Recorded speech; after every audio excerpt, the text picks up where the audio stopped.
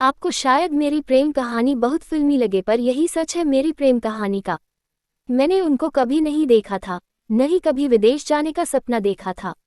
मैं तो बस आगे पढ़ना चाहती थी पर माँ पापा मेरी शादी करवाना चाहते थे। एक दिन मैंने भी गुस्से में आकर कह दिया कि अगर आप लोग मुझसे इतने ही परेशान हो तो कर दो मेरी शादी, लेकिन इंडिया में नहीं कहीं और जहाँ मैं आप लोगों से कभी न मिल सकूं।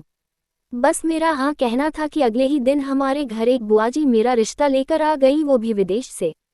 मैंने भी गुस्से में हाँ कर दी। लड़के के बारे में बिना कुछ जाने बिना कुछ देखे और मैंने फोटो देखना भी ठीक नहीं समझा। माँ पापा ने बात आगे बढ़ाई तो पता लगा लड़का डॉक्टर है हॉलैंड में। अगले हफ्ते लड़के वालों का फोन आ गया। मन बहुत डर रहा था कि एक तो लड़का डॉक्टर मेरे से बिल्कुल अलग, मैं तो पत्रकारिता की डॉक्टर थी और वो दिमाग का दोनों का कहीं भी मेल नहीं था। ऊपर से बिना देखे हाँ कर दी थी। ये भी न सोचा था कि वो काला गोरा या फिर लंगड़ा लूला तो नहीं है, पर अब क्या। अब तो ओखली में सिर दे ही दिया था तो मुसलों से क्या डरना था। मैंने फ़ोन पर पहले लड़के की माँ से बात की, फिर लड़के से। जब उसने पहली बार फ़ोन पर हेलो बोला तो जैसे मुझे अपने वशीभूत ही कर लिया। आगे उसने क्या कहा मैंने सुना ही नहीं। उसकी आवाज़ सुनते ही जैसे मेरे मन का डर कहीं छूमंतर हो गया और मुझे उसी समय उससे प्यार हो गया। फिर 6 महीने तक हम दोनों में सिर्फ फ़ोन पर ही बातें हुआ करती थी या फिर ईमेल, लेकिन हम दोनों ने अभी तक एक दूसरे को देखा नहीं था। मई में वो अपने भाई के साथ इंडिया आए तब हमारी सगाई की तारीख पक्की हो गई थी।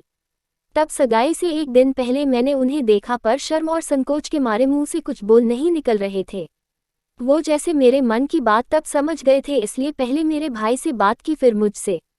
उस एक फ़ोन की बात से जो हमारा प्यार का सिलसिला शुरू हुआ वह आज हमारी शादी के 10 साल हो जाने पर भी कायम है। आज हमारी 2 प्यारी बेटियां हैं और आज भी हम एक दूसरे की बात बिना कहे समझ जाते हैं।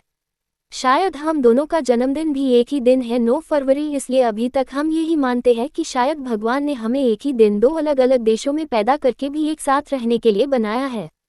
हाँ, और जो माँ पापा से दूर जाने की बात कही थी वो सच हो गई। अब मैं माँ पापा से कभी कभी ही मिल पाती हूँ, लेकिन पति और ससुराल से इतना प्यार मिला है कि माँ पापा की कमी ज़्यादा खलती नहीं है।